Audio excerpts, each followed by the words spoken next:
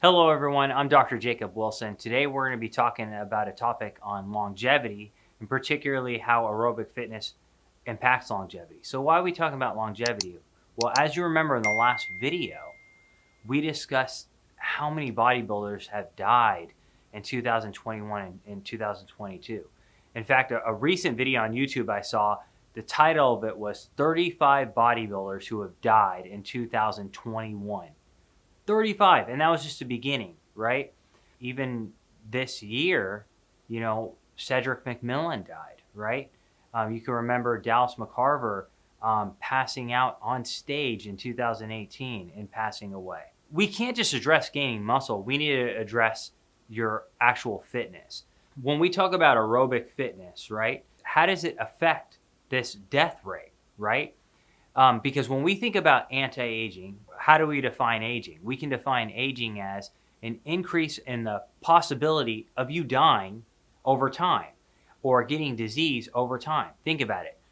The probability of you dying or getting disease in your 20s is less than in your 30s.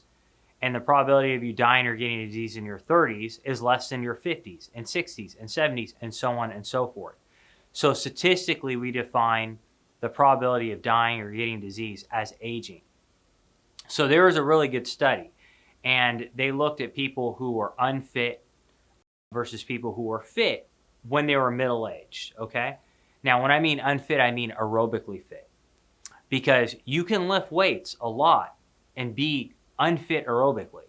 In fact, I've worked with a lot of top pro bodybuilders, and oftentimes when they come to me, I notice that when they walk around, they're breathing really heavily. And it's almost a form of muscle obesity. And whenever I see like a massive bodybuilder walking and they're out of breath, that person I know is at risk for being a statistic, one of these bodybuilders who are going to die.